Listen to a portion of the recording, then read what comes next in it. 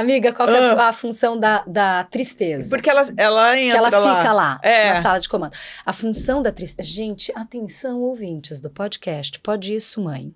A tristeza tem uma função primordial na vida do ser humano.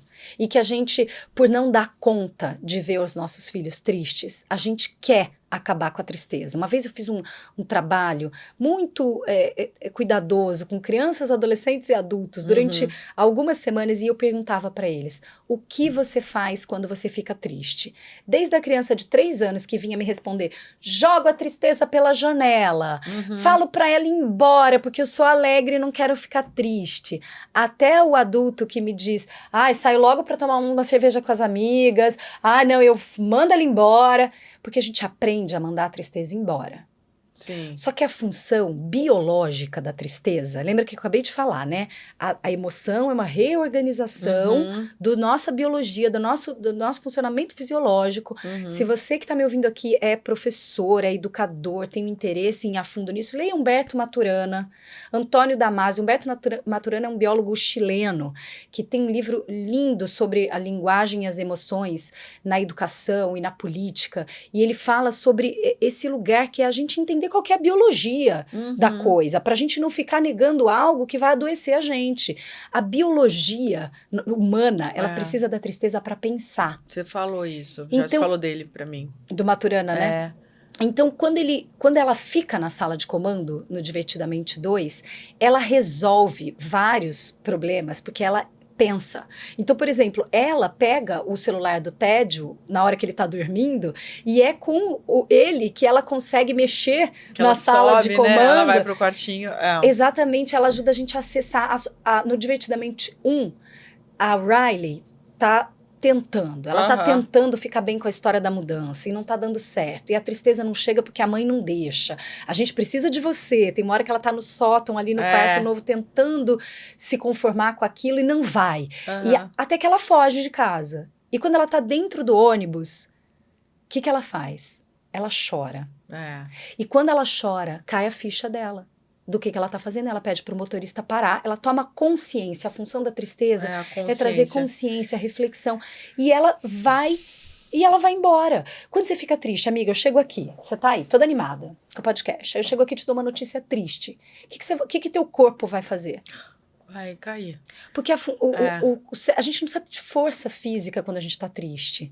Ao contrário da raiva, ao contrário do medo, que manda fluxo sanguíneo pra periferia, pra gente correr, né? Pra gente levantar. Tem aquela história da mãe que levantou o carro pra salvar a criança. E aí, como que você fez isso? Não tem força pra isso. Não sabe, né? Sem a raiva no corpo, não tem. Mas, amiga, uma criança, ou somente na época dos adolescentes, assim, que a tristeza fica muito instaurada. Ela existe um tempo para isso? Uma medida? Porque, por exemplo, você falando agora, eu estava pensando em mim, né? Quando eu fico triste, eu sou a pessoa que eu dou uma isolada. Porque realmente eu tô nessa fase de pensar.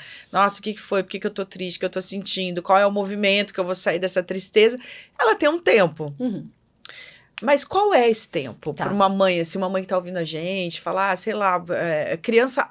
Às vezes, lembrando dos meus filhos, a tristeza ela é meio rápida, assim, numa criança, né? Ela não... Né? Ela resolve mais rápido, parece. Agora, num adolescente, às vezes ela tem um tempo maior, né? Porque eu tô perguntando até que ponto isso já não vai passar por uma depressão...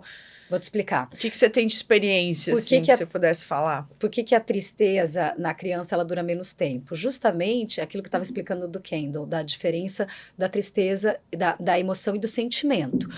A emoção é o que acontece enquanto está acontecendo. Então, a gente sente aquilo é uma onda que vem e passa, ela tem uma duração que na criança é menor do que no adulto. Se a gente deixar ela chegar, ela vai embora. A melhor forma de deixar a tristeza embora é deixar ela chegar. Cumprir a sua função de reflexão, fazer esse isolamento, deixar o corpo quietinho e ela vai fazer você pensar e ela vai passar naturalmente. Porque se a gente fica bloqueando, ela vai ficando reprimida e aí sim, ela pode sair da régua e virar uma depressão, uma tristeza que não foi elaborada, que não cumpriu a sua função ou que, claro, a nível patológico, né, ela interferiu em receptores de neurotransmissores que precisariam ser ali, precisariam existir na nossa circuitaria neural e que não estão existindo, ela vai virar patologia. Para uma mãe, qual que é essa medida, né? Entendi que a tristeza veio, é a emoção, é a onda, passou. Agora vamos para o sentimento da tristeza, que é o que o sentimento? Pensar sobre o que eu senti, falar sobre o que eu senti, elaborar sobre aquilo. E ainda assim, isso está durando 2 dias, 3 dias, 1 semana, essa criança não quer mais sair da cama, essa criança não está comendo, essa criança, isso está interferindo no dia a dia dela, é hora de eu buscar ajuda. Porque a tristeza, ela é natural, contanto que ela não atrapalhe. Qual que é a régua das emoções, né? Para eu saber que a emoção está dentro da régua. É quando ela não está atrapalhando, interferindo no meu dia a dia. Ou seja, apesar da tristeza, essa criança está indo para a escola. Apesar da tristeza, essa criança está se alimentando. Então, eu estou ali com a emoção cumprindo a sua função e está tudo bem. Quando isso começa a interferir no dia a dia, é um alerta para as mães buscarem ajuda.